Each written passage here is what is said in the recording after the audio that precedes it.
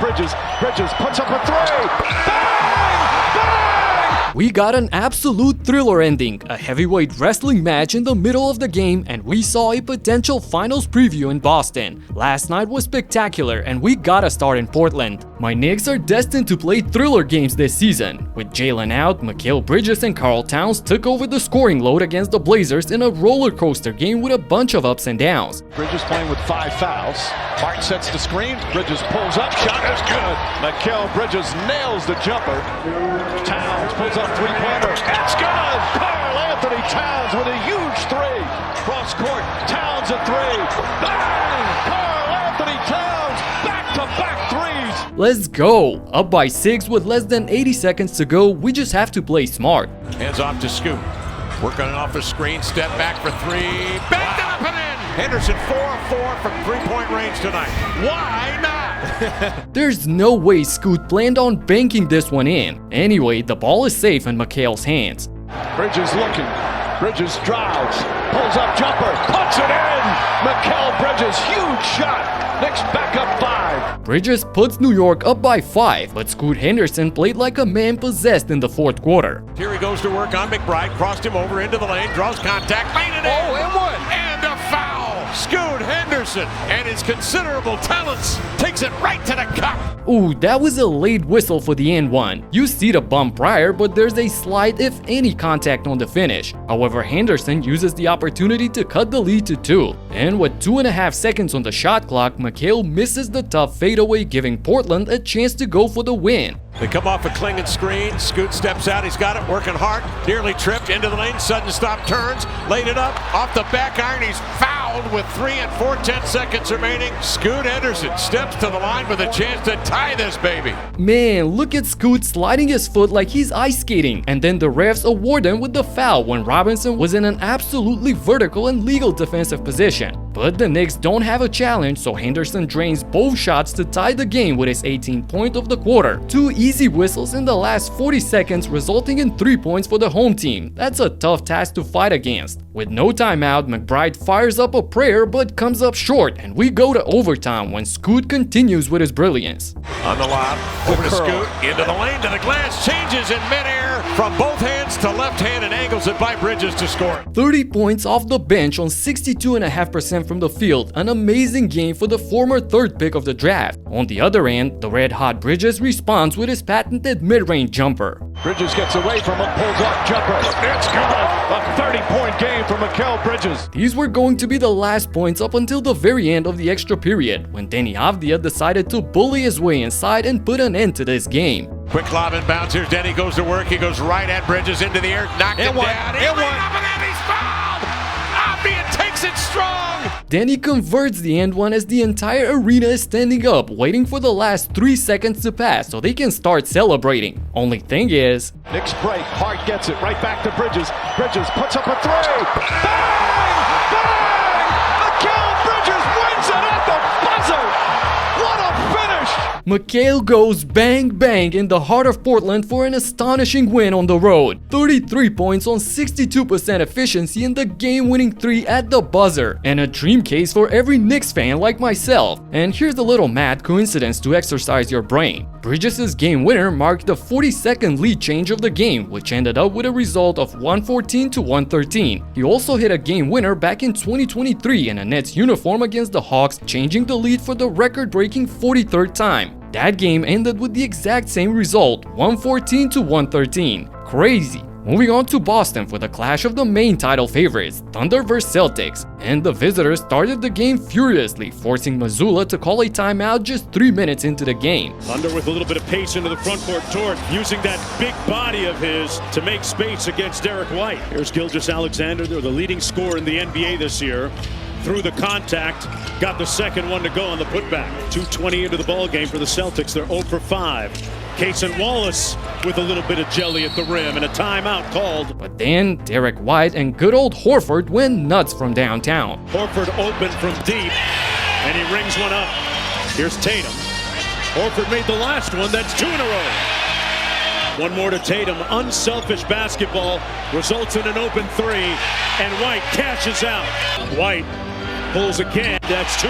Both guys hit 3 threes apiece to tie the game in the blink of an eye. It was that kind of a night for the Celtics. They sinked 15 threes on 42% shooting in the first half already. But still, OKC held a slight lead, mostly because of Shea and especially Holmgren, who was phenomenal at the start. If you watch Peyton Pritchard play ones against some of the better players on the Celtic team, Holmgren with 9 rebounds, caught that one coming in hot, and what a conversion by the big man. No whistle. Oh, he got it to go! SGA on the JOB at the buzzer! In the second half, these two continued doing heavy damage on the offensive end. Holmgren open from deep. Got it. Gilgeous-Alexander into the front court, his team up by 3. Chet connects on the 3. Wallace out to Gilgeous-Alexander. Got it. The Thunder brought the flamethrower in the third, and with a pair of threes by Shea and Chet, they got on top by 12 points. But then, the Celtics remembered that they can play traditional basketball as well, and started getting physical. Punch off the bench has been critical, has not shot it well yet. Oh, Holiday just put Isaiah Joe in the weight room, burrowed his way to the bucket. It's just 1 for 10 from 3 here in the third. What a dime for Cornette! Set it with his chest. Brown out front. Spins twice. Man, he used the self-checkout line. What do you notice? They've stopped shooting threes, and they're attacking the paint. Boy, when Tatum and Brown decide to get inside, there's really not a lot of people who can stop them. It makes you wonder why they continue to chuck up so many threes. He rejects the screen. On the cross. The lay. And 1! Starting from scratch in the final period, they've quickly returned to their old habits. Jab step, then the pull. They've guarded him really well. Yep. Having the much smaller case on Wallace on him straight up, why is Jalen firing the 3 with a hand in his face? And after getting the favorable switch with the slower Hartenstein on him, Tatum as well settles for an outside shot. Again, we got the swing, but this is not an open shot, with Jason takes it anyway and misses. The Jays went 0 for 6 from downtown in the final period. Meanwhile, the Thunder attacked the paint and got to the foul line numerous times. As a matter of fact, they took 18 free throws compared to Boston's 3 in the quarter. This made a big difference. The shot selection as well. Jalen Brown locked in on SGA. Isaiah Joe, one more to Kenrich Williams. Unsupervised from the corner, perhaps because of their experience or lack thereof. But SGA is on the JOB tonight, folks. SGA take it out of his hands. Wallace says, I'm the right man for the job. And to put the exclamation point at the end, Shea was surgical. The master of the mini committee. 34 points, 7 assists on 55% from the field, and the season sweep against the reigning champions. Alexander deserves all the praise he gets. In Houston, all the attention went to the heavyweight WrestleMania between Mason Plumlee and Steven Adams. Phoenix turning the corner. Jalen Green just turned around, knocked it down, and now Plumlee and Adams get locked up with one another. That's the last guy you want. He takes him down. And Plumlee ends up on top of Steven Adams. It's like a sumo wrestling match out there. There's 600 pounds combined here. The court must have rattled when both guys went down. Regardless, from that point on, it was all Rockets. Green over Bull for 3. Sengun with a monster dunk. 14 points. Oh, how about that? The no look, the whirl, the drop off, behind the back. Are you kidding me? Jalen Green with 29 points led a balanced Houston attack who got to a 17-point lead in the fourth quarter before Coach Bud raised the white flag and took KD out the game. The Rockets bounced back after some struggles and have a 4-game winning streak at the moment. Their direct rivals for the second seed in the West, the Grizzlies, were hoping to get their 4th win in a row as well. Then things went as planned as they had a 10-point lead in the final period against a lottery team in the Jazz. But then, out of nowhere, Utah gets back in the game and even takes the lead, leaving the entire arena in shock. Cody Williams, big triple. Oh, it's a big shot. Huge. Love the trust between Sexton and Cody Williams. Nicely sends the ball. Full head of steam, Euro step, finger roll, and the Jazz have the lead. Playing in panic mode, Memphis put all their hope in Luke Kennard to save the game. Kennard for 3. Yes, and the foul! They were gonna need more. Shot clock at 5. Kennard, an open 3. Yes! And their prayers were answered as the Grizzlies went up in front again. 30 points for Luke off the bench on 7 of 9 from long range. Luckily for them, Lauri Markkanen on the other end couldn't hit the 3, leaving the ball in the hands of Ja at the end for a possible dagger. Shot clock at 3. Morant for 3. Yes, sir! Right between the eyes! Ja Morant drains the 3 and shuts down the Jazz hopes of completing the comeback. The Grizzlies are now tied with the Nuggets for the second spot in the Wild West. Speaking of Denver, they had a rough time last night against the Wolves.